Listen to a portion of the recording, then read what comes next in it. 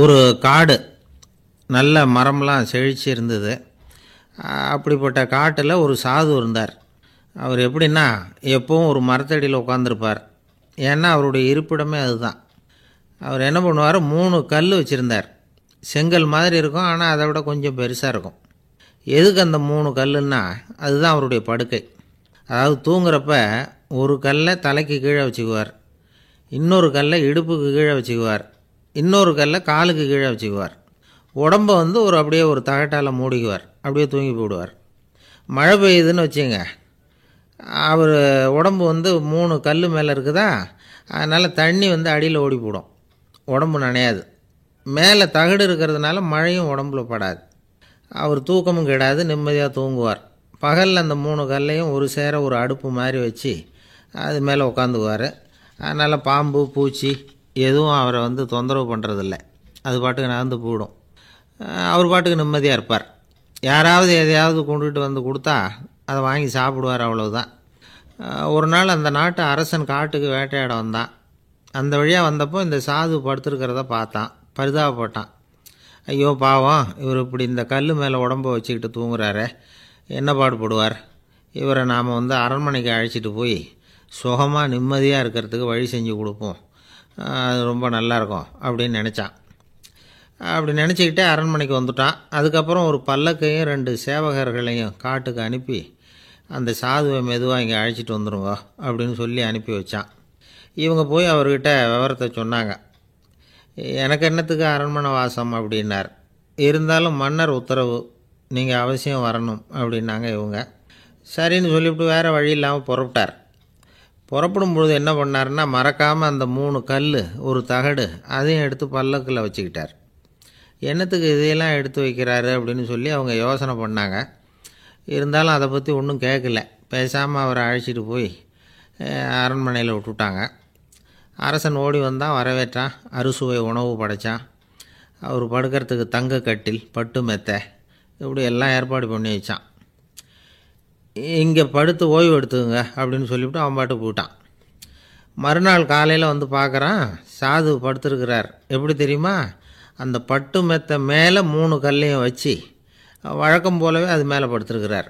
அதுக்கு மேலே தகடு. அரசன் பார்த்துட்டு அதிர்ச்சி ஆகிட்டான். என்ன சுவாமி இப்படி அப்படின்னா, சாது சொன்னார், எனக்கு தேவையும் இல்லை குறையும் இல்லை, எல்லா இடத்துலையும் எனக்கு ஒரே மகிழ்ச்சி தான் அப்படின்னார். மகிழ்ச்சிங்கிறது தங்க கட்டிலேயோ பட்டு மெத்தையிலேயோ இல்லை, அது மனசில் இருக்கிற ஒரு விஷயம்.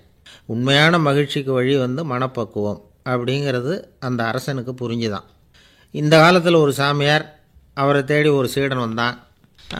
என்னாச்சு தெரியுமா, சுவாமி எனக்கு நிம்மதி வேணும், அதுக்கு என்ன வழின்னு கேட்டான். சாமியார் நிமிர்ந்து பார்த்தார்.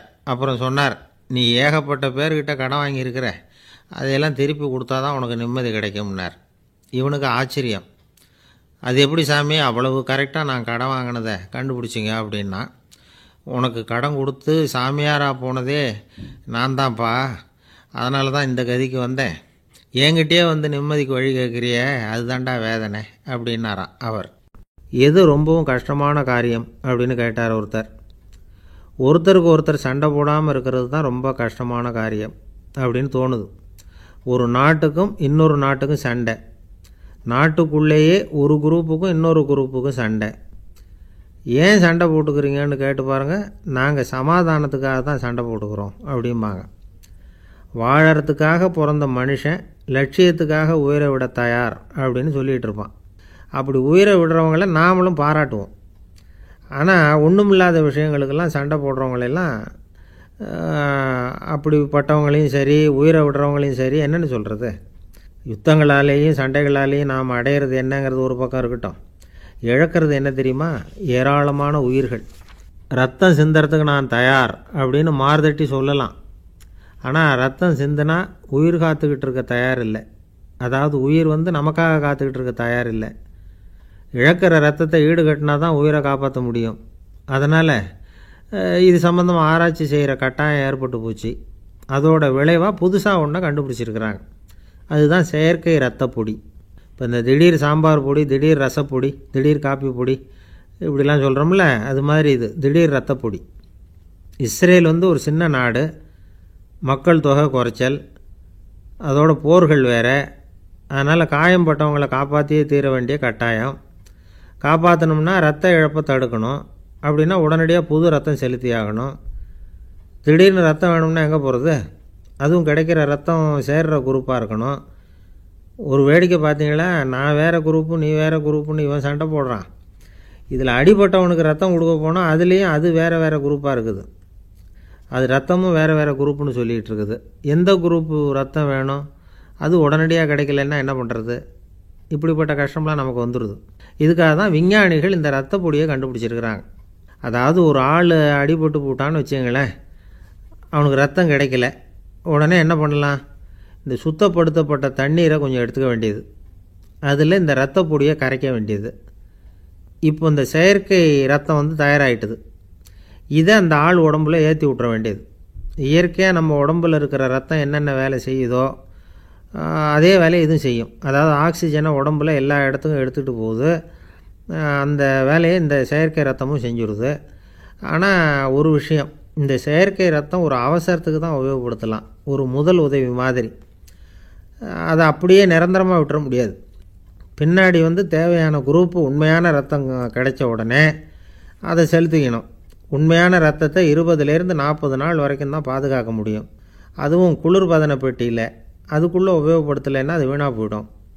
இந்த ரத்த பொடி அப்படி இல்லை, எவ்வளோ நாள் வேணும்னாலும் அப்படியே வச்சுருக்கலாம். குளிர்பதன பெட்டியும் தேவையில்லை. ஆனால் ஒன்று, இது தண்ணியில் கலந்து செயற்கை ரத்தமாக ஆக்கிவிட்டா அதோட வலு 72 மணி நேரம் தான். அதாவது 3 நாள். அதுக்குள்ளே அந்த ஆசாமியை எங்கேயாவது ஆஸ்பத்திரிக்கு தூக்கிட்டு போய் உண்மையான ரத்தத்தை கொடுத்துடணும். சண்டையில் அடிபடுறவங்க, சாலை விபத்தில் அடிபடுறவங்க, இவங்களுக்கெல்லாம் அவசரத்துக்கு கை கொடுத்து உதவுறது இந்த செயற்கை ரத்த பொடி. அதுக்கப்புறம் நாம் கொடுக்குற ரத்தம் தான் அவங்கள காப்பாற்றணும். இன்றைக்கி வந்து ரத்தத்தை தானமாக கொடுக்க தயாராக இருக்கிற நல்ல உள்ளங்கள் ஏராளம். எவ்வளவு ஆக்சிடெண்ட்டு, ஆப்ரேஷன், இதில் சம்மந்தப்பட்டவங்களை வந்து காப்பாற்றுறது நாம் தானமாக கொடுக்குற ரத்தம் தானே. ஒரு ஆக்சிடெண்ட்டு, ஒரு ஸ்கூட்டர் ஒரு ஆள் மேலே மோதி விட்டுது. பார்த்து வரக்கூடாதா அப்படின்னா அந்த ஆள், நீ தான் பார்த்து நடக்கணும், ஏன்னா 20 வருஷமாக நான் அந்த ஸ்கூட்டரை ஓட்டிகிட்டு இருக்கிறேன் அப்படின்னானா இவன். இதுக்கு அவன் சொன்னானா, நீ தான் பார்த்து ஓட்டணும், ஏன்னா 40 வருஷமாக நான் இப்படி நடந்துக்கிட்டு இருக்கிறேன் அப்படின்னானா. ஒரு ஊரில் ஒரு ராஜா இருந்தார். பெரிய அரண்மனையில் தான் இருக்கிறார். எல்லா வசதியும் இருந்தது. இருந்தாலும் அவர் எல்லாரும் சொல்கிறது எப்படி தெரியுமா? பிச்சைக்கார ராஜா. அப்படி ஒரு பேர் அவருக்கு நிலச்சி போச்சு. ஜனங்களும் சரி, மற்ற தேசங்களில் உள்ளவங்களும் சரி, அவர் அந்த பேர் சொல்லியே குறிப்பிடுறது வழக்கமாக போட்டுது. இது அவருக்கு ரொம்ப கவலையாக போச்சு. என்ன இது, நம்மளை தேடி வர்றவங்களுக்கெல்லாம் நாம் சோறு போடுறோம், நம்ம புகழ்ந்து பாடல் ஏற்றி கொண்டு வர்ற புலவர்களுக்கெல்லாம் அவங்க எப்படி வந்தாலும் ஒருவேளை சோறு போடணுங்கிறது உத்தரவு. இவ்வளவுலாம் செஞ்சும் நம்மளை போய் பிச்சைக்கார ராஜான்னு எல்லாரும் சொல்கிறாங்களே, அது ஏன், எதுக்காக இப்படி சொல்கிறாங்க? இதுதான் ராஜாவுக்கு குழப்பம். சரி, இதை பற்றி நம்ம அமைச்சர்கள்கிட்ட கேட்கலாமா அப்படின்னு யோசனை பண்ணார். இந்த விஷயத்தை போய் அவங்கக்கிட்ட எப்படி கேட்குறதுன்னு அவருக்கு தயக்கமாக இருந்தது. கௌரவ குறைச்சலாக தெரிஞ்சுது அவருக்கு. சரி, சாதாரண குடிமக்கள்கிட்ட இதை பற்றி கேட்கலாமா அப்படின்னு யோசனை பண்ணார். கேட்கலாம், ஆனால் அவங்க யாரும் ராஜா முன்னாடி வந்து நின்று தைரியமாக பேசக்கூடிய அளவுக்கு இல்லை. ராஜாவோட குழப்பம் நாளுக்கு நாள் அதிகமாக போச்சு. கடைசியாக அவர் ஒரு முடிவுக்கு வந்தார். அதாவது இதை பற்றி ஒரு பிச்சைக்காரங்கிட்டே கேட்டு பார்த்துட்டா என்ன. இதுதான் அவர் பண்ண முடிவு. உடனே மாறு வேஷம் போட்டுக்கிட்டு நகர்வலம் போனார். ஒரு பிச்சைக்காரனை கண்டுபிடிச்சார். இதை பாருப்பா, நம்ம ராஜாவை எல்லாரும் பிச்சைக்கார ராஜான்னே சொல்கிறாங்களே, அதுக்கு என்ன காரணமாக இருக்கும் அப்படின்னு கேட்டார். அதுக்கு அவன் சொல்கிறான், இதுக்கான பதிலை இன்னும் ஒரு 30 நாளில் சொல்கிறேன் அப்படின்னா. உடனே இவருக்கு சந்தோஷம். உண்மையை அவங்ககிட்ட சொன்னார். நான் வேறு யாரும் இல்லை, நான் தான் இந்த நாட்டு ராஜா. இப்போ நீ என் கூடவே வந்துடு, அரண்மனையிலேயே தங்கிக்கோ. 30 நாள் கழித்து எனக்கு பதில் சொல்லிவிட்டு அதுக்கப்புறமா நீ போகலாம் அப்படின்னு சொல்லி அழைச்சிட்டு வந்துட்டார். அரண்மனையில் ஒரு மூலையில் அவன் தங்கறதுக்கு இடம் கொடுத்தார். தினம் 2 வேளையும் இவனுக்கு சோறு போடுங்க அப்படின்னு உத்தரவு போட்டார். ராஜா கொடுத்த இடத்துல போய் உக்காந்துக்கிட்டான் அந்த பிச்சைக்காரன். தினமும் அந்த அரண்மனையில் நடக்கிறதையெல்லாம் கவனிச்சிக்கிட்டு வந்தான். வேளைக்கு சாப்பாடு வரும், சாப்பிட்டுக்கிட்டு இருக்கான். இப்படி 30 நாள் முடிஞ்சுது. ராஜா வந்தார். என்ன, என்னோட கேள்விக்கு பதில் என்னன்னு கண்டுபிடிச்சிட்டியான்னார். கண்டுபிடிச்சிட்டேன்னா. என்ன எல்லாரும் பிச்சைக்கார ராஜான்னு சொல்கிறாங்களே, அது நியாயமாக படுதா உனக்குன்னு கேட்டார்.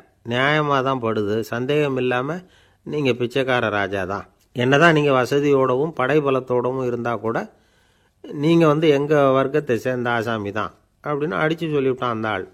ஏனால் அப்படி சொல்கிறேன்னு கேட்டார் இவர். அரசே, ஒரு உண்மையை கண்டுபிடிச்சி சொல்கிறதா நான் உங்ககிட்ட சொன்னேன்.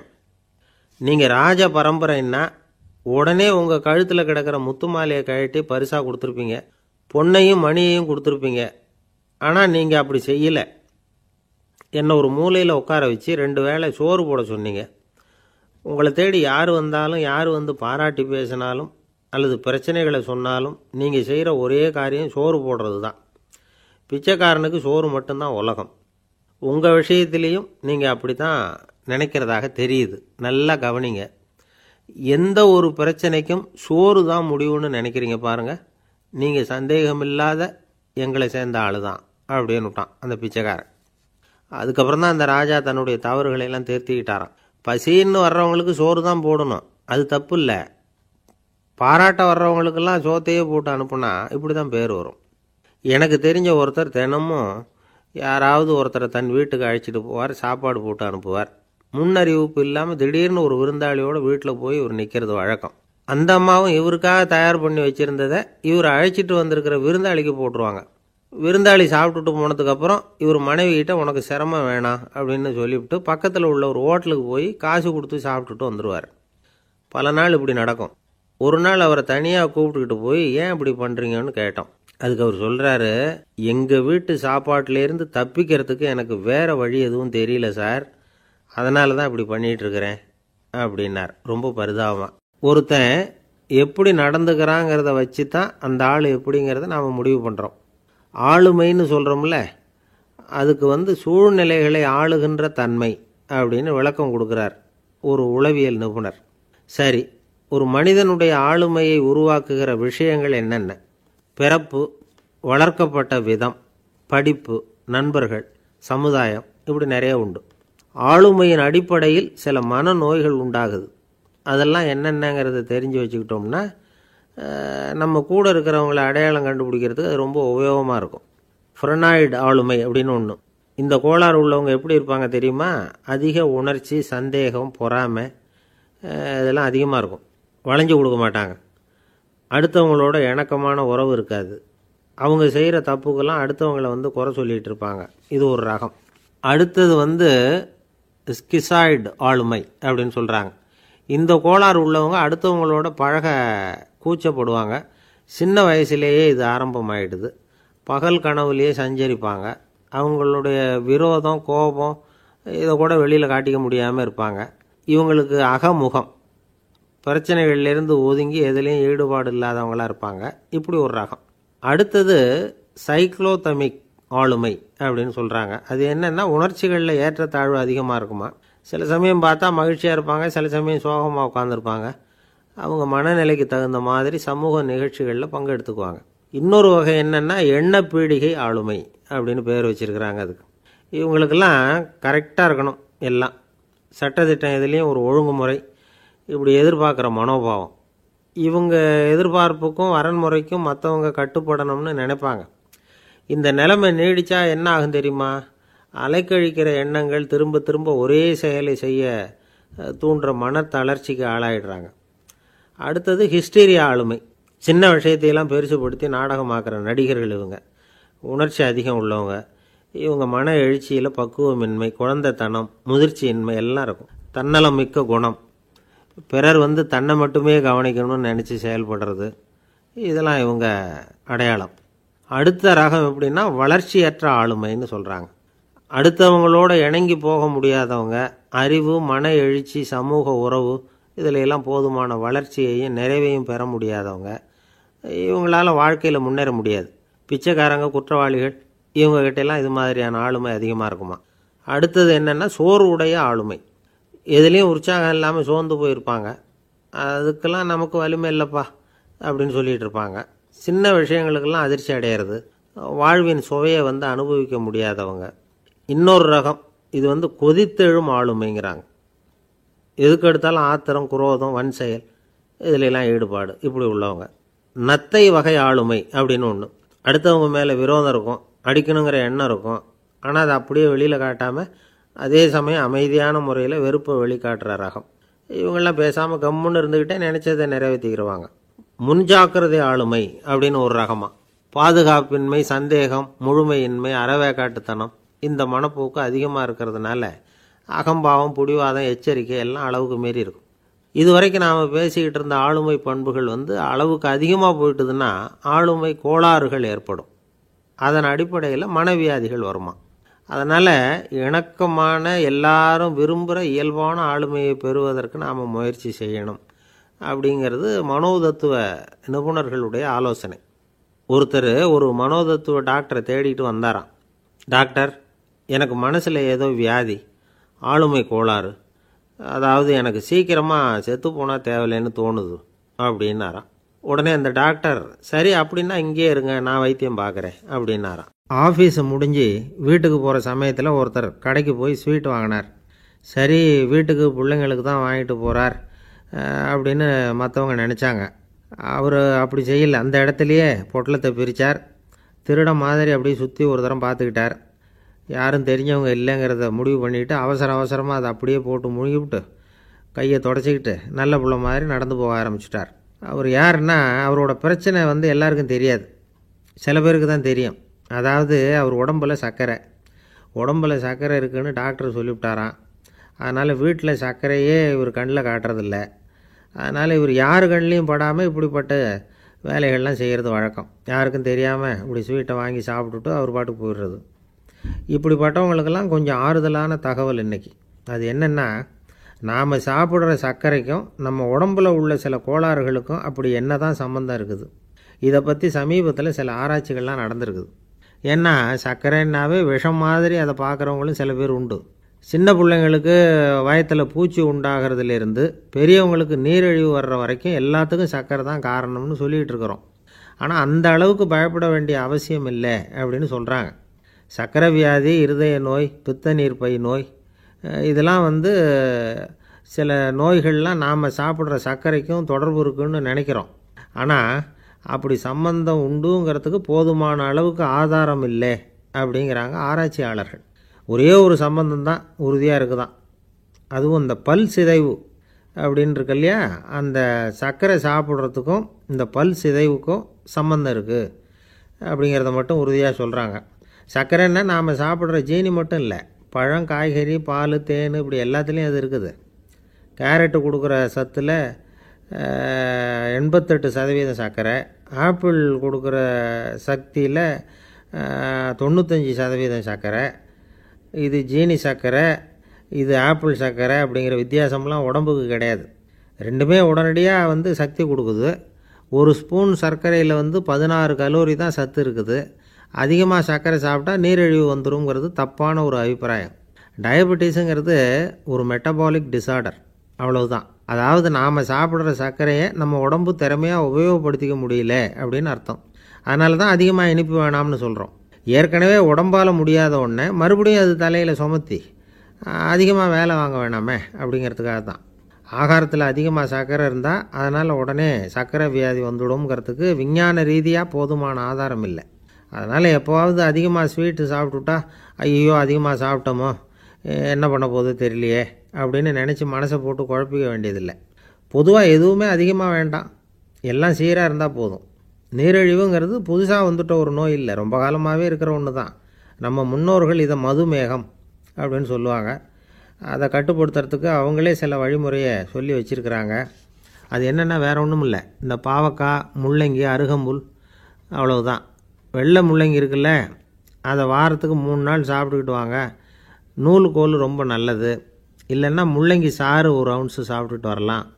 ரத்தத்தில் சேர்கிற சர்க்கரை அளவை இதெல்லாம் கட்டுப்படுத்துது. சிறுநீரில் காணப்படுகிற சர்க்கரை அளவையும் சமநிலைப்படுத்துது. தினமும் ஆகாரத்தில் கோதுமை, கேழ்வரகு, வெந்தயம், கருவேப்பிலை, சோயாபீன்ஸ் எது கிடைக்குதோ சேர்த்துக்கலாம். இப்படிலாம் செஞ்சுக்கிட்டு வந்தால் அப்புறம் வீட்டுக்கு தெரியாமல் கடையில் போய் நின்றுக்கிட்டு ஸ்வீட் வாங்கி திருட்டுத்தனமாக சாப்பிட வேண்டிய அவசியமே உங்களுக்கு வராது. 2 ஆசாமிகள் கடற்கரையில் உட்காந்து சாவகாசமாக பேசிக்கிட்டு இருந்தாங்களாம். ஒருத்தர் சொன்னார், இன்னொருத்தருக்கு தெரியாமல் ஸ்வீட்டு சாப்பிட்றதே எப்பவும் இடைஞ்சல் தான் சார். நேற்றுக்கு பாருங்கள் அப்படி தான் சாப்பிட்டுக்கிட்டு இருந்தேன், வீட்டுக்காரி கண்ணில் போட்டுவிட்டுது, அதுக்கப்புறம் ஒரே ரகலையாக போச்சு அப்படின்னாராம். எனக்கு கூட அப்படி தான் சார் ஆகிட்டுது, ஒரே ரகலை அப்படின்னாராம் இன்னொருத்தர். நீங்கள் சாப்பிட்டதும் உங்கள் வீட்டுக்காரங்க கண்ணில் போட்டுவிட்டுதா சார் அப்படின்னு கேட்டிருக்கார் இவர்.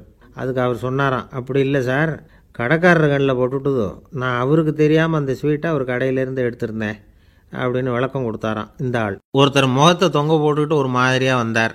என்ன விஷயம்னு விசாரித்தேன்.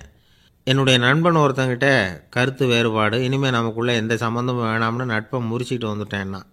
நண்பர்கள்னு இருந்தால் கருத்து வேறுபாடு வரத்தான் செய்யும்னு. கருத்து வேறுபாடு வராமல் இருக்கிறதுக்கு ஏதாவது வழி உண்டா அப்படின்னு கேட்டாங்க. அதை பற்றி நிபுணர்கள் சில யோசனைகளை சொல்லியிருக்கிறாங்கன்னு. முதல் விஷயம் என்னென்னா, உங்கள் நண்பனுக்கு ஒரு செய்தி சொல்லணும்னா அதை நீங்களே நேரடியாக சொல்லுங்கள், அல்லது உங்கள் கைப்பட கடிதம் எழுதுங்க. அதாவது நேரடி தொடர்பு முக்கியம். அதை விட்டுட்டு இன்னொருத்தர் மூலமாக நண்பர்களுக்கு செய்தி அனுப்புனா நீங்கள் சொல்கிற செய்தி அப்படியே போய் சேராது, அது சேதமாயிடும்.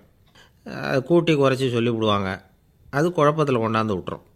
இது ஒரு யோசனை. ரெண்டாவது யோசனை என்னென்னா, நீங்கள் ஒரு நல்ல காரியத்தை செய்யும் பொழுது உங்கள் நண்பரையும் சேர்த்துக்குங்க, அவருக்கும் அதில் ஒரு ஈடுபாட்டை உருவாக்குங்க.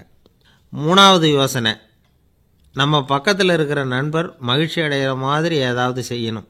சின்ன சின்ன செயல்களாக இருந்தாலும் பரவாயில்ல, அவர் நமக்கு எதுவும் செய்யலையே, நாம் எதுக்கு செய்யணும் அப்படின்னு நினச்சிக்கிட்டு இருக்கக்கூடாது. நாலாவது யோசனை என்னென்னா, உங்களுக்கு ஒரு பிரச்சனையா அல்லது உங்கள் நண்பருக்கு ஒரு பிரச்சனையா, எதுவாக இருந்தாலும் 2 பேரும் சேர்ந்து உட்காந்து ஆலோசனை பண்ணுங்கள்.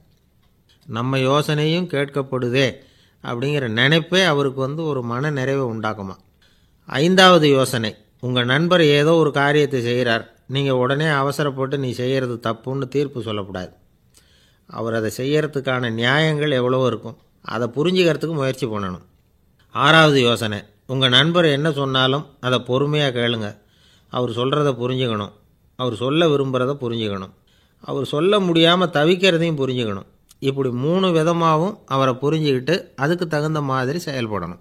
ஏழாவது யோசனை என்னென்னா, உங்கள் நண்பர் உங்ககிட்ட ஏதோ ஒரு கருத்தை சொல்கிறார், அது உங்களுக்கு பிடிக்கல, அதுக்காக உடனே நீ சொல்கிறது சரியில்லை, நான் ஒத்துக்க மாட்டேன் அப்படின்லாம் மறுத்துக்கிட்டு இருக்கக்கூடாது.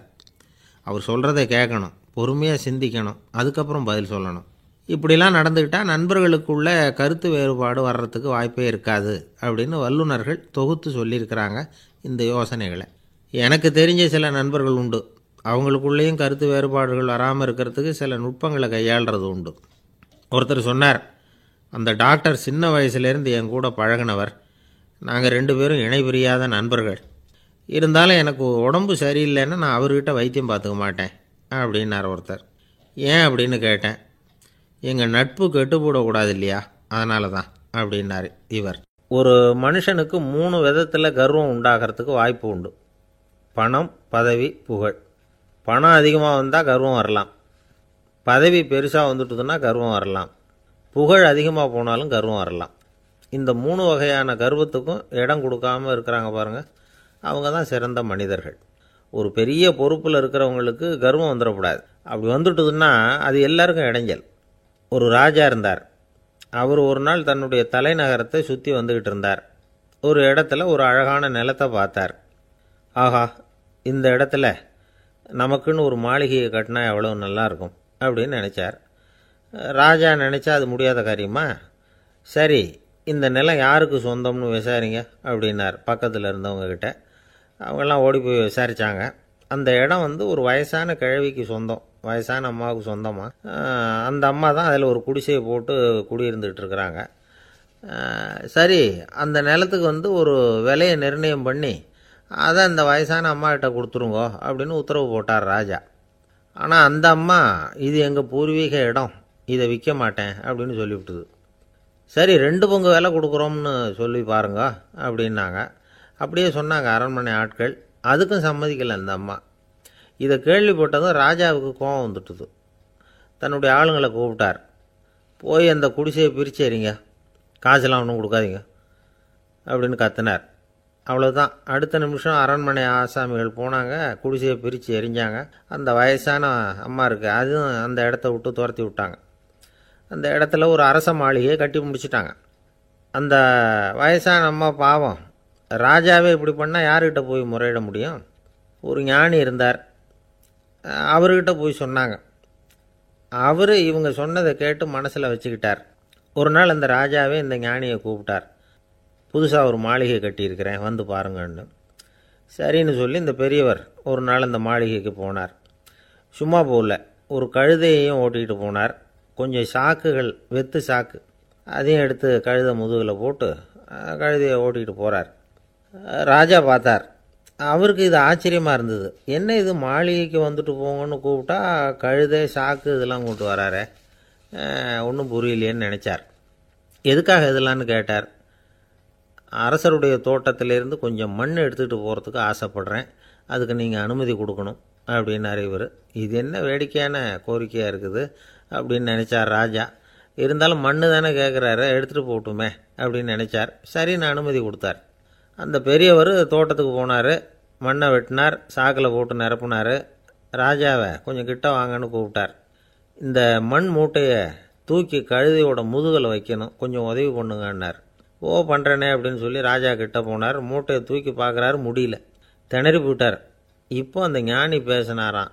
அரசே, இந்த ஒரு சாக்கு மண்ணையே உங்களால் தூக்க முடியல, அந்த கிழவிகிட்ட இருந்து அந்த அக்கிரமமாக அபகரித்த இந்த தோட்டம் பூராவையும் சுமக்கணும்னு ஆசைப்படுறீங்களே, அது உங்களால் முடியுமா அப்படின்னு கேட்டாராம்.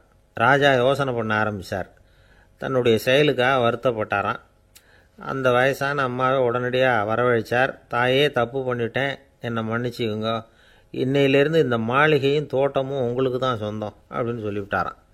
போகிறப்ப இந்த உலகத்திலேருந்து எண்ணத்தை எடுத்துகிட்டு போக போகிறோம், அதனால் ரொம்பவும் அலட்டிக்க வேண்டியதில்லை, கர்வப்பட வேண்டியதில்லை அப்படிங்கிறது ஒரு பெரிய உபதேசம். ஒரு பெரிய மனுஷன் சாக கிடந்தார், ரொம்பவும் அழுதார். ஏன் அழறீங்க அப்படின்னு கேட்டாங்க சுற்றி இருந்தவங்க. நான் சாகிறதுக்காக கவலைப்படலை, நான் நம்ம ஜனங்களுக்காக எவ்வளவோ காரியம்லாம் செஞ்சுக்கிட்டு வந்தேன்.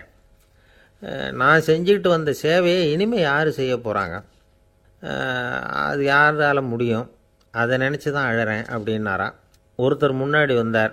அதுக்காக நீங்கள் கவலைப்படாதீங்க, உங்கள் சேவையை தொடர்ந்து செய்கிறதுக்கு என்ன மாதிரி இளைஞர் பட்டாலும் தயாராக இருக்குது, இருந்தாலும் எங்கள் கவலை என்னென்னா அப்படின்னு இழுத்தார். என்ன சொல்லுங்கன்னு கேட்டார் அவர். நீங்கள் இது வரைக்கும் என்ன சேவை செஞ்சுக்கிட்டு வந்தீங்க, அதுதான் எங்களுக்கு இன்னமும் புரியாத புதிராக இருக்குது அப்படின்னாராம் அவர். இந்த காலத்து புள்ள ஒருத்தன் தன்னோட அப்பாவை பார்த்து சொன்னான், அப்பா, நான் உனக்கு உதவி செய்யலாம்னு நினைக்கிறேன், என்ன உதவி செய்யணும்னு சொல்லு அப்படின்னா. நீ சும்மா இருந்தால் அதுவே எனக்கு செய்கிற பெரிய உதவிடா அப்படின்னார் அப்பா. சும்மா இருக்கிறதும் ஒரு உதவி தான், அது மாதிரி மௌனமும் ஒரு சமூக சேவை தான் அப்படிங்கிறார் காஞ்சி பெரியவர்.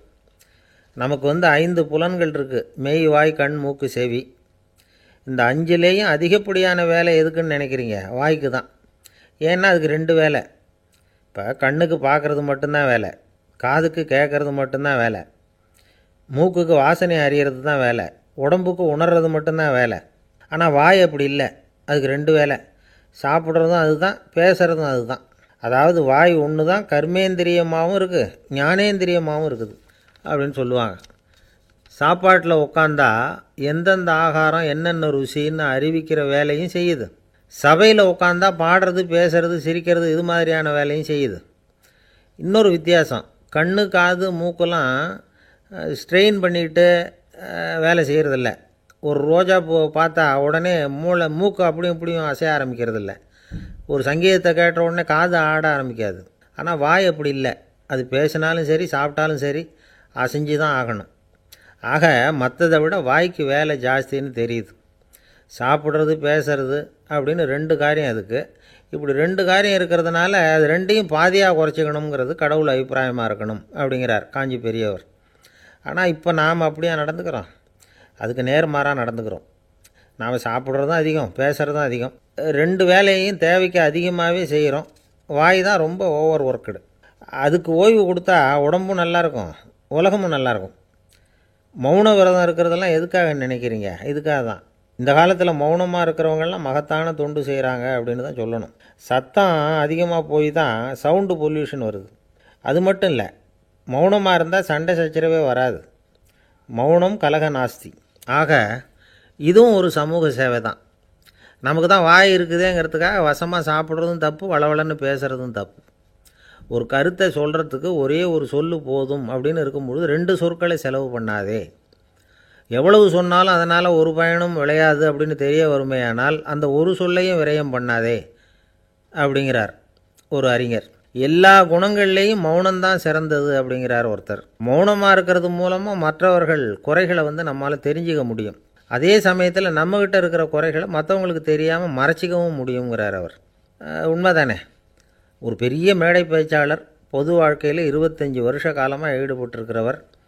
அவர் மனைவி ஒரு நாள் சொன்னாங்க, எங்கள் வீட்டுக்காரர் 25 வருஷ காலமாக பொது வாழ்வில் ஈடுபட்டிருந்தா கூட இந்த மாதம் 10ஆம் தேதியிலேருந்து தான் மக்களுக்கு சேவை செய்ய ஆரம்பிச்சிருக்கார் அப்படின்னு நாங்கள் ரொம்ப பெருமையாக.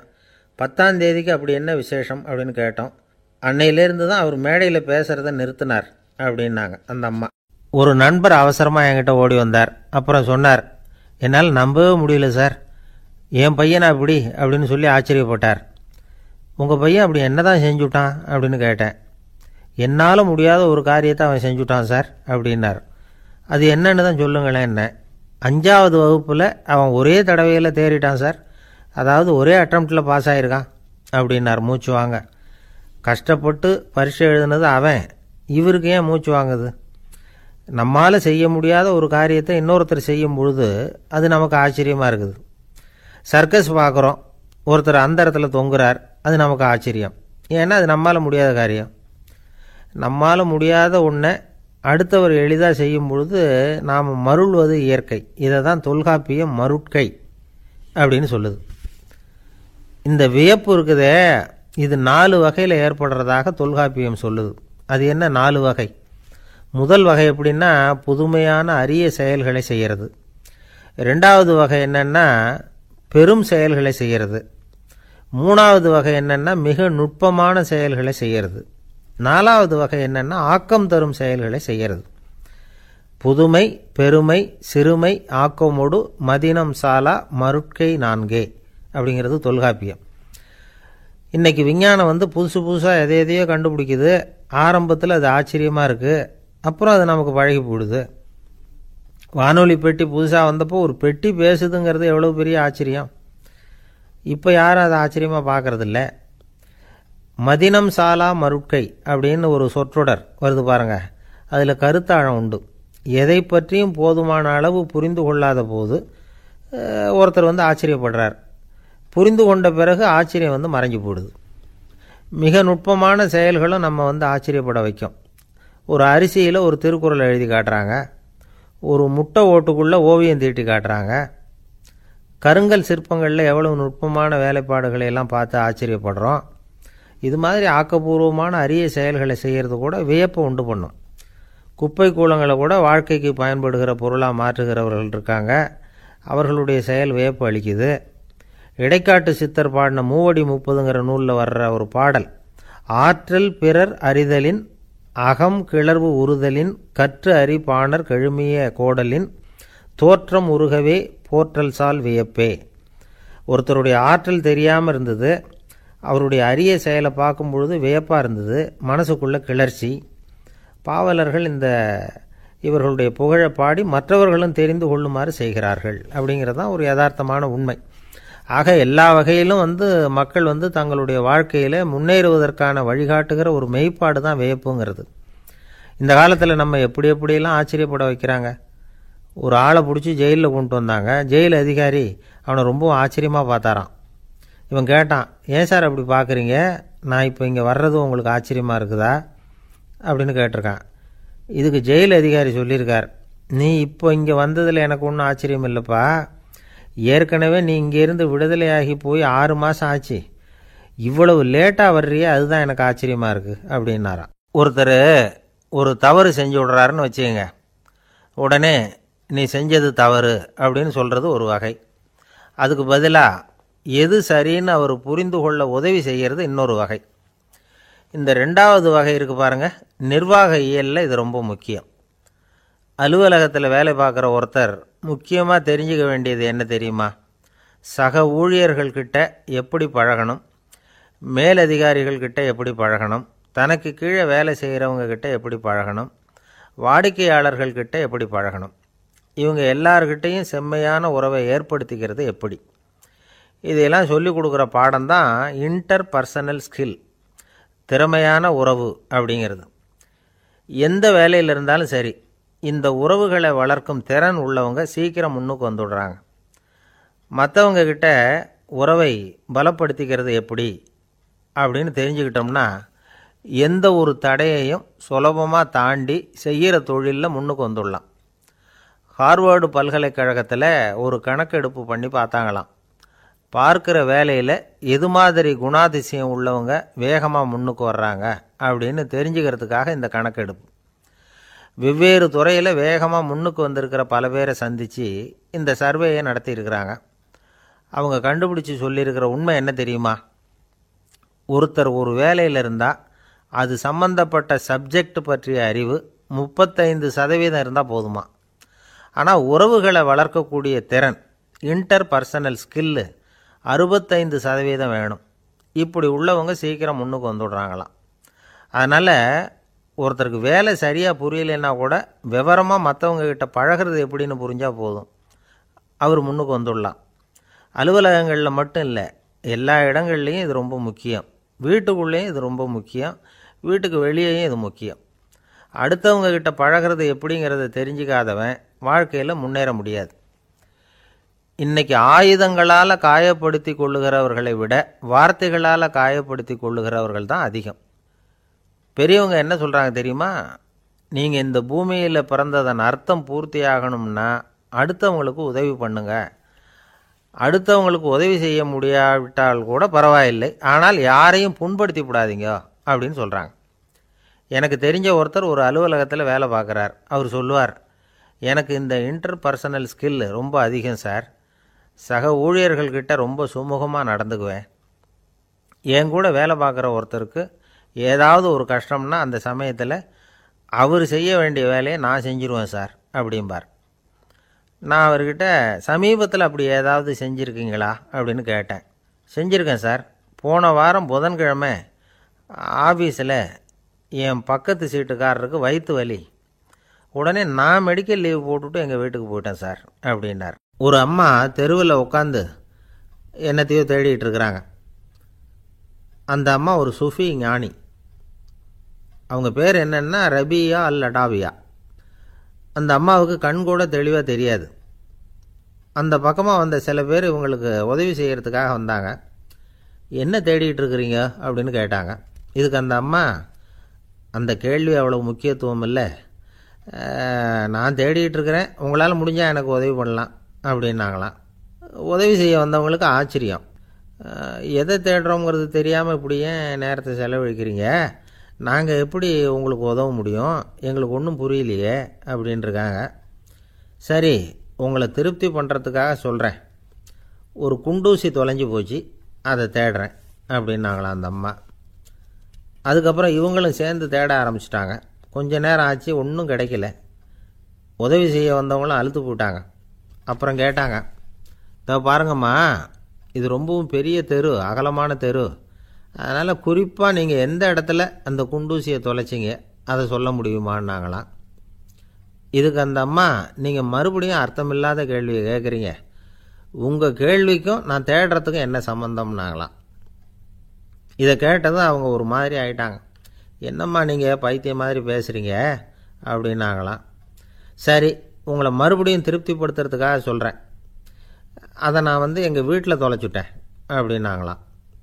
அப்புறம் எதுக்காக இங்கே தேடிட்டு இருக்கிறீங்க அப்படின்னு கேட்டிருக்காங்க. ஏன்னா இங்கே தான் வெளிச்சம் அதிகமாக இருக்குது, அங்கே வீட்டுக்குள்ளே இருட்டாக இருக்குது, அதனால் இங்கே தேடுறேன். வெளிச்சம் உள்ள இடத்துல தானே தேட முடியும் அப்படின்னாங்களாம் அந்த ஞானி. இந்த கதைக்கு என்ன அர்த்தங்கிறத பெரியவங்க சொல்கிறாங்க. அதாவது இந்த தேடுதல்ங்கிறது ஒரு வியாதி. அது நம்ம சதா அலைய வைக்கும், பைத்தியமாக மாற்றுறதுக்கு முயற்சி பண்ணோம். ஒரு காலம் அது நிறைவு அடையவே அடையாது. வாழ்வுங்கிறது ஒரு புரிந்து கொள்ள முடியாத சதா இயங்கி கொண்டிருக்கிற ஒரு செயல். அதுக்கு ஆரம்பமும் இல்லை, முடிவும் கிடையாது. எதையோ தேடணும் அப்படிங்கிற உந்துதல் நமக்குள்ளே இருக்கும், ஆனால் குறிப்பாக எதை தேடிட்டு இருக்கிறோம் அப்படிங்கிறது புரியாது. அப்படி ஏதாவது ஒன்றை தேடி அடைஞ்சிட்றோம்னு வச்சுக்கோங்க, உடனே ஒரு அதிருப்தி வந்துடும். அதனால் வாழ்க்கைங்கிறது சலிப்பு நிறைந்தது அப்படிங்கிற எண்ணத்தை உண்டாக்கிக்கிறோம். ஒன்று அடைஞ்சதுக்கு அப்புறம் இன்னொன்று தேட ஆரம்பிச்சிருவோம். ஆக இந்த தேடல்ங்கிறது நாம் ஒன்று அடைஞ்சாலும் அடையாவிட்டாலும் தொடர்ந்து நடந்துக்கிட்டு தான் இருக்கும். இதுக்கு முடிவே கிடையாது. இந்த உண்மையை நாம் நல்லா புரிஞ்சுக்கணும் அப்படிங்கிறது பெரியவங்களுடைய கருத்து. ஏழையும் தேடுறான், பணக்காரனும் தேடுறான், நோயாளியும் தேடுறான், நோய் இல்லாதவனும் தேடுறான், அதிகாரம் உள்ளவனும் தேடுறான், அதிகாரம் இல்லாதவனும் தேடுறான், முட்டாளும் தேடுறான், அறிவாளியும் தேடுறான். ஆனால் யாரும் இதை தான் தேடி சாதிக்க போகிறோம், இதுதான் முடிவு அப்படின்னு திட்டவட்டமாக சொன்னதில்லை. ஒன்று அடைஞ்சதும் இன்னொன்று தேட ஆரம்பிச்சிடுறாங்க, அவ்வளோதான். அதாவது உங்களின் தேடுபவர் உங்கள் உள்ளேதான் இருக்கிறார், அவரை தேடி கண்டுபிடியுங்கள். இதுதான் ஞானிகள் நமக்கு சொல்லுகிற ஒரு ஆலோசனை. நம்மால் ஒருத்தன் ஜெயிலில் இருந்தான். இன்னொரு கைதி அவனை பார்த்து கேட்டான், ஏன்பா உன்னை பார்க்குறதுக்கு வெளியிலேருந்து யாருமே இங்கே வர்றது இல்லையே, உனக்கு சொந்தக்காரங்களே கிடையாதா அப்படின்னு கேட்டானான். ஏன் இல்லை, எனக்கு சொந்தக்காரங்க நிறைய பேர் உண்டு, அவங்க என்னை பார்க்க வராததுக்கு காரணம் வேற அப்படின்ட்டுருக்கான் இவன். என்ன காரணம்னு கேட்டான் அவன். அதுக்கு இவன் சொன்னானா, அதுக்கு என்ன காரணம்னா அவங்க எல்லாரும் இங்கே உள்ளேயே இருக்கிறாங்க அப்படின்னானா. ஒரு சீன தேசத்து அரசர் இருந்தார். அவருக்கு வயசாயிட்டுது. அவருக்கு அடுத்தபடியாக அவருடைய புள்ள பட்டத்துக்கு வரணும், ஆட்சி பொறுப்பை ஏற்றுக்கணும். ஒரு நல்ல தலைவனுக்கு இருக்க வேண்டிய பண்புகள்லாம் தன்னுடைய மகனுக்கு இருக்கணும்னு விரும்பினார் அந்த அரசர். அதனால் இளவரசனை பக்கத்தில் இருந்த ஒரு குரு கிட்ட அனுப்புனார். இளவரசன் அவர்கிட்ட போய் சேர்ந்தான். அந்த குரு என்ன பண்ணார் தெரியுமா, இவனை பார்த்து சொன்னார், இதை பாருப்பா, நீ என்ன பண்ணுற, இப்போவே பக்கத்தில் இருக்கிற காட்டுக்கு போ, நடு காட்டில் போய் ஒரு இடத்துல உட்காந்துக்கோ, அங்கே என்னென்ன சத்தம்லாம் உன் காதில் விழுதுன்னு கவனித்து கேளு, உன் காதில் விழுந்த ஓசைகள் என்னென்னங்கிறத என்கிட்ட வந்து சொல்லு, அதுதான் எனக்கு தெரியணும், உனக்கு வேலையும் அதுதான் அப்படின்னு சொல்லி அனுப்பி வச்சுட்டார். இளவரசன் காட்டுக்கு போனான். குரு சொன்னபடியே ஒரு இடத்துல உட்காந்து கவனித்து கேட்டான். அதுக்கப்புறம் குருக்கிட்ட திரும்பி வந்தான். என்னென்ன சத்தம்லாம் கேட்ட அப்படின்னு கேட்டார் குரு. குருவே, காட்டில் நான் பறவைகள் சத்தம்லாம் கேட்டேன், மிருகங்களின் ஓசையையும் கேட்டேன், இதை தவிர இடி மின்னல் மழை இதுகளோட சத்தத்தையும் கேட்டேன் அப்படின்னா. குரு யோசனை பண்ணார், நீ இன்னமும் சரியாக கேட்கல, அதனால் மறுபடியும் காட்டுக்கு போ, கொஞ்ச நாள் தங்கியிருந்து கேட்டுட்டு வா அப்படின்னார். இளவரசனுக்கு ஒன்றும் புரியல. இருந்தாலும் குருவின் கட்டளையாச்சே, மறுக்க முடியுமா? உடனே அவன் மறுபடியும் காட்டுக்கு போனான். ஒரு இடத்துல உட்காந்தான். கொஞ்ச நேரம் உன்னிப்பாக கவனித்து கேட்டான். சில நாள் கழித்து குருக்கிட்ட திரும்பி வந்தான். குருவே, இந்த தடவை சில துல்லியமான சத்தங்களை எல்லாம் கேட்டான். தேனீ பறக்கிற சத்தம், நீரோடையின் மெல்லிய ஓசை, இதெல்லாம் கேட்டேன்னா. குரு சிரித்தார். நீ மறுபடியும் காட்டுக்கு போ, இன்னும் சில நாள் அங்கே இரு, முழுமையாக கவனமாக கேட்டுக்கிட்டு வா அப்படின்னு சொல்லி அனுப்பி வச்சுட்டார். இளவரசனுக்கு குழப்பம் அதிகமாயிட்டுது. ஒன்றுமே புரியல. மறுபடியும் காட்டுக்கு போனான். மௌனமாக ஒரு இடத்துல உட்காந்துட்டான். அப்படியே தியானத்தில் ஆழ்ந்துட்டான். சில நாளில் அவனுக்கு இதுவரை கேட்காத ஓசைகள்லாம் கேட்க ஆரம்பிச்சிட்டுது. இதைத்தான் நான் கேட்கணும்னு என்னுடைய குரு எதிர்பார்த்துருக்கிறாருங்கிறத புரிஞ்சுக்கிட்டான். உடனே குருக்கிட்ட ஓடனான். குருவே, இந்த தடவை காதுகளுக்கு கேட்க முடியாத சில ஓசைகளை கூட என்னால் உணர முடிஞ்சுது. பூ மலருகிற ஓசை, சூரியனால் பூமி சூடாகிறப்போ எழுகிற ஓசை, காலை பனித்துளியை இந்த புல்லுலாம் குடிக்கிற ஓசை, இது எல்லாம் என்னால் நல்லா கேட்க முடிஞ்சுது அப்படின்னா. குருவுக்கு இப்போ தான் திருப்தி ஏற்பட்டு தான். இளவரசனை பார்த்து சொன்னார், இதை பாருப்பா, இப்போ தான் நாட்டை ஆளுகிற தகுதி உனக்கு வந்திருக்குது அப்படின்னு சொல்லி அதுக்கு விளக்கமும் கொடுத்தாராம். எந்த அரசன் தன்னுடைய மக்களின் எதையும் பேசுகிற மௌன மொழியை, மௌன வார்த்தைகளை கேட்குறானோ அவன்தான் ஆள தகுதி உள்ளவன். எந்த அரசன் தன்னுடைய மக்களின் உணர்ச்சிகளை உண்மையாக உணர்றானோ அவன்தான் முதன்மையான அரசன். போலி வார்த்தைகளை மட்டும் கேட்டுட்டு பல மௌன ராகங்களை காதில் வாங்கிக்காதவன் அரசனே இல்லை. எந்த நாட்டில் எப்போ ஒரு அரசன் தன்னுடைய மக்களின் உணர்ச்சிகளை கேட்க மறுக்கிறானோ அன்னையிலேருந்தே அந்த நாடு அழிய தொடங்குது அப்படின்னு அர்த்தம். இதுதான் அந்த குரு இளவரசனுக்கு போதித்தது. வாயால் பேசுகிறத மட்டும் கேட்டு ஏமாறக்கூடாது, உணர்ச்சிகளையும் கேட்குறதுல தான் மனப்பக்குவம் உண்டாகும். மக்கள் உணர்ச்சிகளை புரிந்து கொள்ளாத அரசர்கள் நீடிச்சிருக்க முடியாது. அது மாதிரி நாடுகளில் அடிக்கடி குழப்பம் வந்தால் உண்டாகும். அப்படி இருந்தால் அடிக்கடி ஆட்சி மாறிக்கிட்டு இருக்கும். அப்படிப்பட்ட ஒரு தேசம், அங்கே ஒரு சிறைச்சாலையில் 3 கைதிகள் பேசிக்கிட்டு இருந்தாங்க. ஒருத்தன் சொன்னான், நான் இந்த நாட்டு ராஜாவை எதிர்த்து பேசிக்கிட்டு இருந்தேன், அதனால் என்னை பிடிச்சி கொண்டாந்து இங்கே போட்டுட்டாங்க அப்படின்னா ஒருத்தன். இன்னொருத்தன் சொன்னான், நான் இந்த நாட்டு ராஜாவை ஆதரித்து பேசிக்கிட்டு இருந்தேன், அதனால் என்னை பிடிச்சி கொண்டாந்து இங்கே தள்ளிவிட்டாங்க அப்படின்னா. அது சரி, நீ என்ன தப்பு பண்ண அப்படின்னு சொல்லி 3வது ஆளை பார்த்து இவங்க கேட்டாங்க. அதுக்கு அந்த ஆள் சொல்கிறான், நான் தான் இந்த நாட்டு ராஜா அப்படின்னானா. ஒரு ஆசாமி வேகமாக ஓடிக்கிட்டு இருந்தான். ஏன் இப்படி ஓடுறேன்னு கேட்டார் இன்னொருத்தர். அங்கே ஒரு ஆள் அடிபட்டு கிடக்கிறான், அதை பார்த்தேன், உடனே ஓடுறேன்னா. எங்கேன்னு கேட்டார். ஆஸ்பத்திரிக்குன்னா. ஒரு ஆள் அடிபட்டு கிடக்கிறத பார்த்தா உடனடியாக நாம் செய்ய வேண்டியது முதல் உதவி, அதுக்கப்புறம் தான் ஆஸ்பத்திரி. இன்றைக்கி விபத்துங்கிறது சர்வசாதாரணமாக நடந்துக்கிட்டு இருக்குது. வாகன விபத்து, வெடிகுண்டு விபத்து, தீ விபத்து, கட்டடம் சரியறது, பூகம்பம், இப்படி நிறைய நடக்குது. ஒரு விபத்தை பார்த்துட்டா நம்மளில் பல பேர் நமக்கு என்னத்துக்கு வம்புன்னு ஒதுங்கி போயிடுறதும் உண்டு. சில பேர் துணிஞ்சு கிட்ட போய் உதவி செய்கிறதும் உண்டு. அப்படி உதவி செய்ய நினைக்கிறவங்களுக்கு உபயோகப்படுற தகவல் இது. விபத்தில் காயமடைஞ்சவங்களை 3 பிரிவாக பிரிக்கலாமா.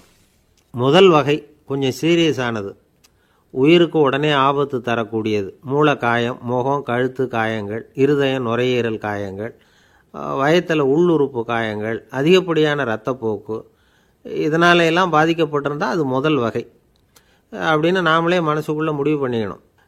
இவங்களுக்கெல்லாம் உடனடியாக முதல் உதவி கொடுக்கணும். தாமதப்படுத்தாமல் ஆஸ்பத்திரிக்கு கொண்டுகிட்டு போயிடணும். இப்படி கொஞ்சம் எச்சரிக்கையாக நடந்துக்கிட்டால் அவங்களில் பல பேரை காப்பாற்றி போடலாம். ரெண்டாவது வகை எப்படின்னா, முதல் உதவி விரைவாக கிடைச்சா உயிர் பிழைக்கக்கூடிய மார்பு காயங்கள், கைகால் எலும்பு முறிவு, இடுப்பு முதுகெலும்பு காயம், சீரான இரத்த சேதம், இப்படிப்பட்டவங்களை ரெண்டாவது வகையாக பிரிக்கணும். ஆபத்து இல்லாத சிராய்ப்புகள், சிறு காயங்கள், இரத்த உறைவுகள், இதனால் பாதிக்கப்படுறவங்க மூணாவது வகை. ஒருத்தர் தலையில் அடிபட்டு நினைவு விழுந்துட்டார்னு வச்சுங்க, அவருக்கு வாந்தி வர்றதுனால புறையேறி மூச்சு அடைப்பு உண்டாகும். இப்படி ஆகாமல் இருக்கிறதுக்காக தலையை ஒரு பக்கமாக சாய்ச்சி வைக்கலாம். நாடி துடிப்பையும் இதய துடிப்பையும் தொட்டு பார்க்கணும். அது குறைஞ்சிருந்தாலும் சரி, நின்று இருந்தாலும் சரி, அவர் மார்பை நிமிஷத்துக்கு 80 தடவை உள்ளங்கையால் அழுத்தி இதய துடிப்பை மீட்கிறதுக்கு உதவி பண்ணணும். கழுத்தில் காயம்பட்டாலும் ஆபத்து அதிகம். கழுத்துக்கு அடியில் ஒரு துண்டை மடித்து வைக்கலாம். 2 பக்கமும் சின்ன தலையணை அல்லது துணி மடிப்புகளை வச்சு கழுத்தை அதிகமாக அசையாமல் பார்த்துக்கலாம்.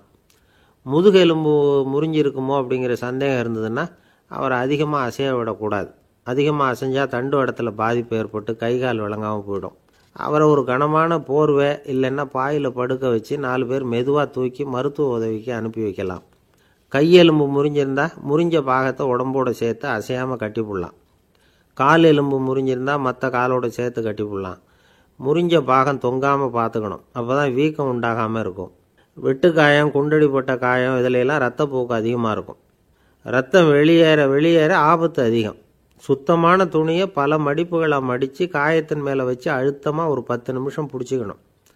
ரத்தம் நின்ன உடனே காயத்துக்கு கட்டு போடலாம். சில சமயம் காயம்பட்ட பாகத்தை உயரமாக தூக்கி பிடிச்சிக்கிட்டா தான் ரத்த கசிவு நிற்கும். இந்த விவரங்களையெல்லாம் கொஞ்சம் மனசில் வாங்கி வச்சுக்கிட்டோம்னா சமயத்தில் உதவும். ஏன்னா இந்த காலத்தில் விபத்து எந்த ரூபத்தில் எப்போ வரும்னு யூகிக்கவே முடியல. நண்பர் ஒருத்தர் சொன்னார், நேற்றுக்கு பாருங்கள் சார், என் கண்ணு முன்னாடியே ஒரு சின்ன விபத்து நடந்ததுன்னார். என்னன்னு விசாரித்தோம். ஒரு பஸ்ஸில் வந்துக்கிட்டு இருந்தேன். அந்த பஸ்ஸில் பின்பக்கம் படி ஓரமாக நின்றுக்கிட்டு இருந்த ஒருத்தர் ரோட்டில் விழுந்துட்டார். டிரைவர் அதை கவனிக்கலை, நிறுத்தாமல் அவர் பாட்டுக்கு போகிறாருன்னார். கண்டக்டர் உடனே விசில் கொடுத்து பஸ்ஸை நிறுத்த வேண்டியது தானே அப்படின்னோம். அதுதான் சார் முடியாமல் போச்சுன்னார் அவர். ஏன்னு கேட்டாங்க. தவறி கீழே விழுந்ததே அந்த கண்டக்டர் தான் சார் அப்படிங்கிறார். ஒரு நண்பர், அவர்கிட்ட பேசிக்கிட்டு இருந்தேன். மனித உறவுகள் பற்றி அவர் சொல்லிகிட்டு இருந்தார். அமெரிக்காவில் தந்தை மகன் உறவு எப்படி இருக்குது அப்படிங்கிறத விளக்கிறதுக்கு அவர் ஒரு கதையை சொன்னார். ஒரு அப்பா பகல் பூராவும் அலுவலகத்தில் வேலை, ஓடி ஆடி உழைச்சிக்கிட்டு களைச்சி போய் ராத்திரி 10 மணிக்கு மேலே வீடு திரும்பினான். வீட்டு வாசலில் அவரோட மகன் காத்துக்கிட்டு இருக்கிறான். இன்னமும் தூங்கலை. அப்பாவை வாசல்லையே தடுத்து நிறுத்தி, அப்பா உனக்கு சம்பளம் எவ்வளவு அப்படின்னு கேட்குறான். ஏற்கனவே ஆஃபீஸு பிரச்சனைகளால் அலுத்து போய் திரும்புகிற அப்பாவுக்கு கோவம் வந்துடுது. என்னடா இப்படிலாம் கேளுன்னு உங்கள் அம்மா உனக்கு சொல்லி கொடுத்தாளா அப்படின்னு சொல்லிவிட்டு உள்ளே போய் சட்டையை கட்டி மாட்டிவிட்டு குளிச்சுவிட்டு மறுபடியும் வெளியில் உடையை மாற்றுகிற சமயம் அப்போ மறுபடியும் மகன் உள்ளே நிற்கிறான் அவர் முன்னாடியே. அப்பா உனக்கு எவ்வளவு சம்பளங்கிறான் மறுபடியும். அப்பாவுக்கு எரிச்சல் அதிகமாகிட்டுது. மணிக்கு $20 போதுமா அப்படின்னார். அப்படின்னா எனக்கு ஒரு $10 தர முடியுமான்னா மகன். இதுக்கு தான் என் சம்பளம் எவ்வளவுன்னு கேட்டியா? 2ஆம் வகுப்பு படிக்கிற உனக்கு எதுக்குடா $10 அப்படின்னு கத்திவிட்டு தொலைக்காட்சி பெட்டியின் முன்னாடி போய் உட்காந்துக்கிட்டு ஏதோ நிகழ்ச்சியை பார்க்க ஆரம்பிச்சிட்டார்.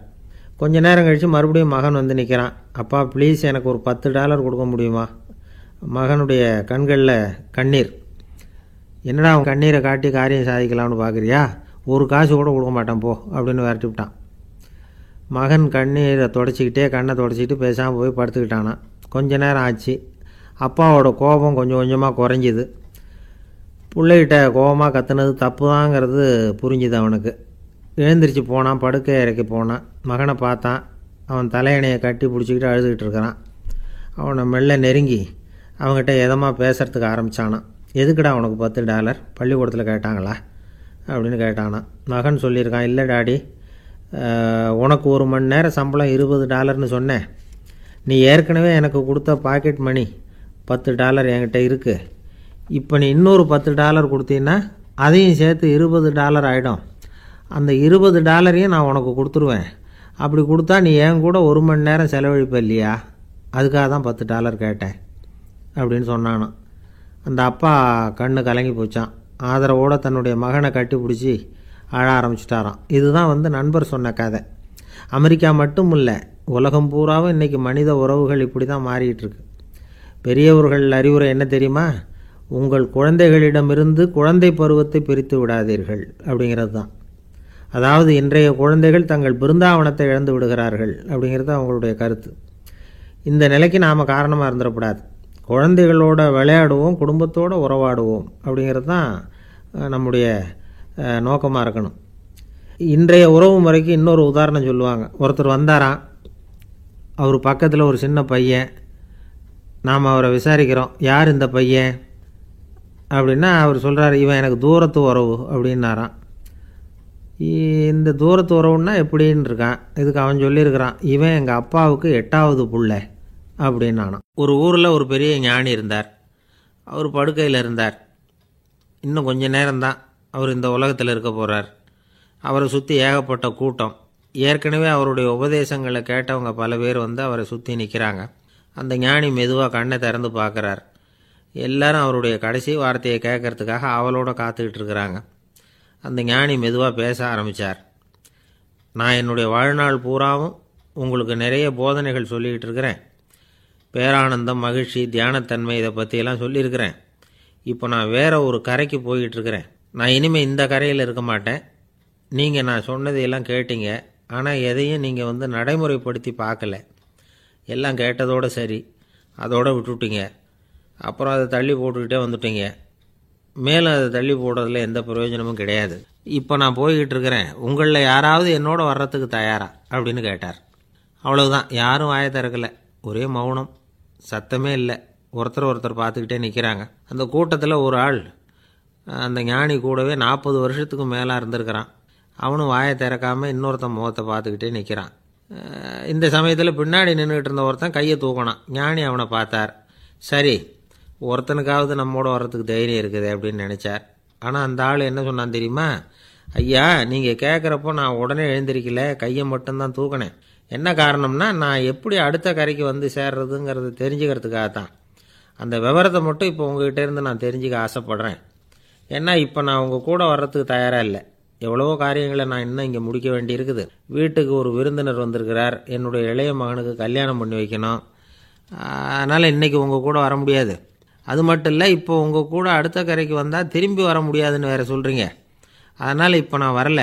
இன்னொரு நாள் நிச்சயமாக நான் வர்றேங்க, உங்களை சந்திக்கிறேன். அதனால் இப்போ நீங்கள் இன்னொரு தடவை எங்களுக்கு விளக்கமாக சொல்லணும். ஏற்கனவே பல தடவை சொல்லியிருக்கிறீங்க. தயவு பண்ணி இப்போ ஒரு தடவை சொன்னீங்கன்னா சௌகரியமாக இருக்கும். அந்த அடுத்த கரையை அடையிறது எப்படி? இப்போ ஒரு தடவை அதை விளக்கமாக சொல்லிட்டிங்கன்னா நல்லா ஞாபகப்படுத்திக்குவேன். அது சரியான சமயம் வர்றப்போ இது எனக்கு உதவியாக இருக்கும் அப்படின்னு நானா.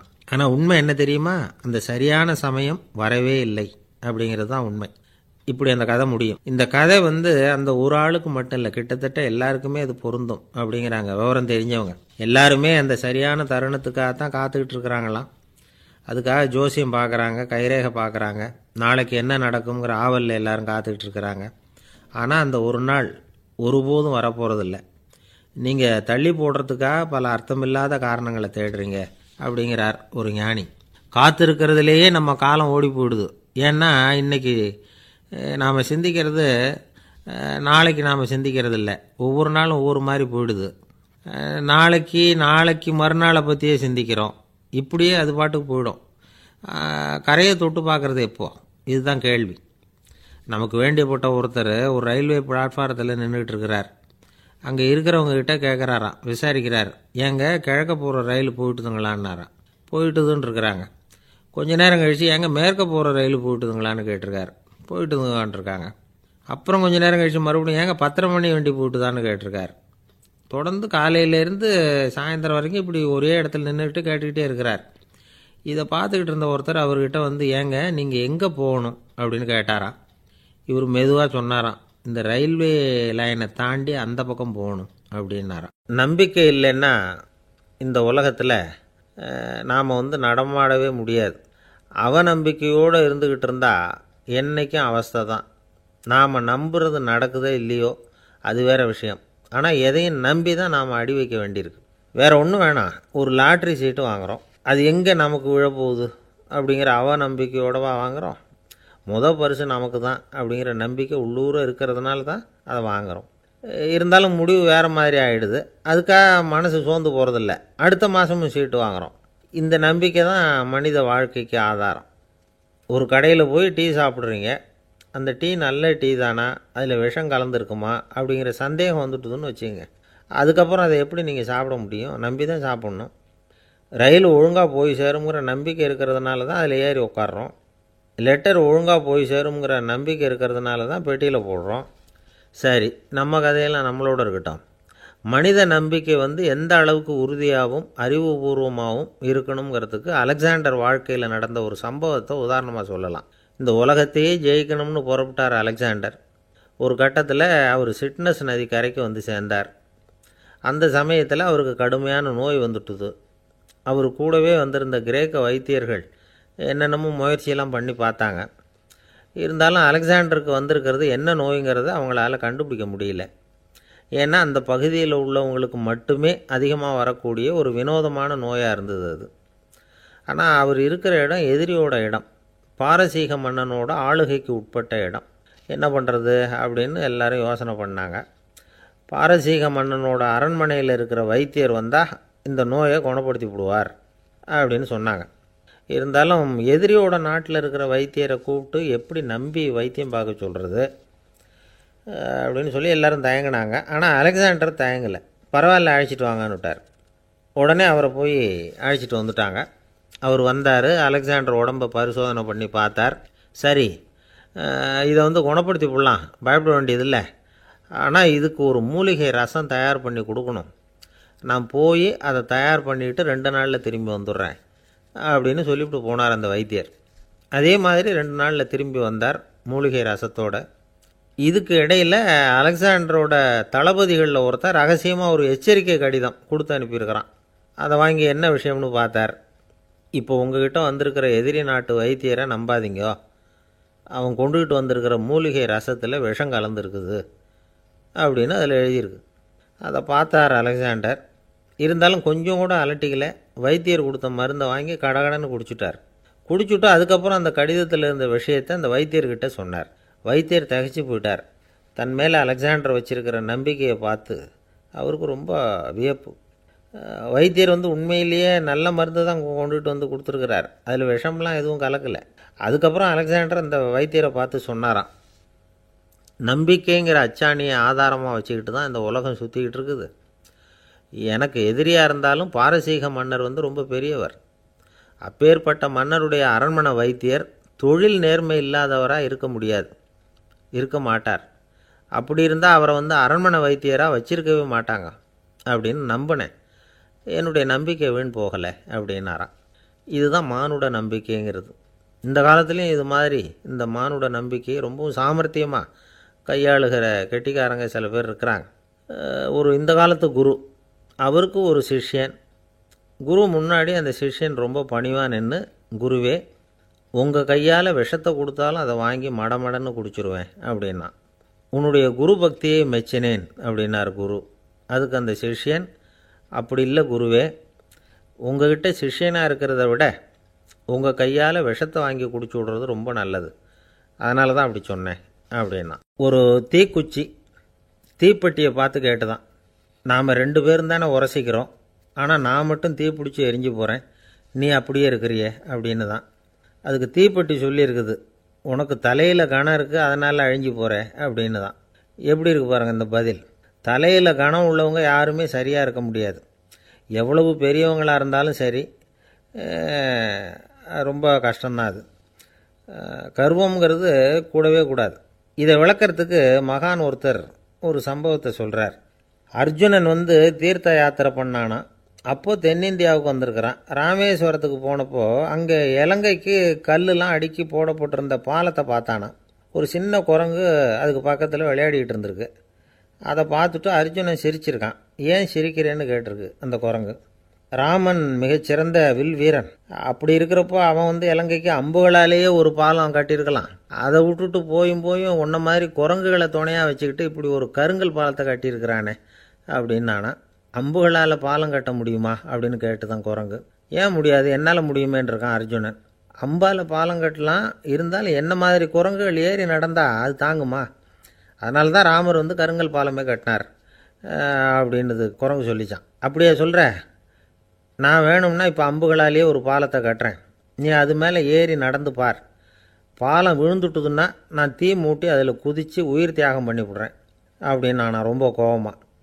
உடனே அந்த சின்ன குரங்கு பெரிய உருவம் எடுத்துட்டு தான் கையில் கதையோடு அர்ஜுனன் முன்னாடி நிற்கிறான் அனுமன். பார்த்தா, என்னுடைய தலைவர் ராமரையா இழிவாக பேசுகிற, நீ இப்போ பாலம் கட்டு, நான் என்னுடைய பலத்தை காட்டுறேன் அப்படின்னா அனுமன். அர்ஜுனன் தன்னுடைய காண்டிபத்தை எடுக்கிறான், சரமாரியாக அம்புகளை விடுறான். அதெல்லாம் ஒன்றோட ஒன்று கோத்துக்கிட்டு அப்படியே பாலம் மாதிரி நிற்கிது. அர்ஜுனன் தலை நிமிர்ந்து நின்னான். அனுமன் உயர கிளம்பி அங்கேருந்து பாலத்தில் பொத்துன்னு இறங்கினான். பாலம் அப்படியே நொறுங்கி போச்சு தூள் தூளாக. என்ன அர்ஜுனா, இப்போ என்ன செய்ய போகிற அப்படின்னா ஏளனமா. அர்ஜுனன் தலையை தொங்க போட்டுக்கிட்டான். சொன்னபடி தீ மூட்டி அதில் குதிக்கிறதுக்காக 3 தடவை சுற்றி வந்தான். அப்போது கிருஷ்ணர் அங்கே வந்தார். என்ன அர்ஜுனா, என்ன நடக்குது, என்ன இது அப்படின்னு ஒன்றும் தெரியாத மாதிரி கேட்டார். அர்ஜுனன் வாயை திறக்கிறதுக்கு முன்னாடி அனுமன் வாயை திறந்தான், நடந்ததை சொன்னான். அர்ஜுனன் சவால் விட்டபடி உயிர் திறந்தே ஆகணும்னா அனுமன். கிருஷ்ணர் யோசனை பண்ணார். நல்லது, இந்த சவால் விட்டதுக்கும் நடந்ததுக்கும் யார் சாட்சி? பெரியவர் ஒருத்தரை சாட்சியாக வச்சுக்கிட்டல்லவா நீங்கள் இந்த போட்டியை நடத்தியிருக்கணும் அப்படின்னார். அதனால் என்ன, இப்போ மறுபடியும் அந்த போட்டியை நடத்தி விட்டா போச்சு, என்னால் அந்த அம்பு பாலத்தை நொறுக்க முடியாதா அப்படின்னா அனுமன். சரி, இப்போ மறுபடியும் அது நடக்கட்டும்னார் கிருஷ்ணர். அர்ஜுனன் அம்பு பாலம் அமைச்சான். அனுமன் ஏறி குதிச்சான். பாலம் அசைஞ்சு கொடுக்கவே இல்லை, அவ்வளோ உறுதியாக இருக்குது. இப்போ அனுமன் தலையை குனிஞ்சிக்கிட்டான். அர்ஜுனன் நன்றியோடு நிமிர்ந்து பார்த்தான். கிருஷ்ணருடைய தோள்கள்லேயும் முதுகள்லேயும் ரத்தம். என்ன சுவாமி, என்ன நடந்ததுன்னு நான் பதறி போய், உன் அம்பு பாலத்தை நான் தான் முட்டு கொடுத்து தாங்கிக்கிட்டு இருந்தேன். அனுமன் குதித்தப்போ என் மேலே ஏற்பட்ட காயங்கள் இவை. பின்ன உன்னுடைய அம்பு பலத்தினாலேயா பாலம் நின்றுதுன்னு நினைக்கிற அப்படின்னாராம். முதல்ல அர்ஜுனன், அப்புறம் அனுமன் 2 பேருக்குமே கர்வ பங்கம் ஆயிட்டு தான்.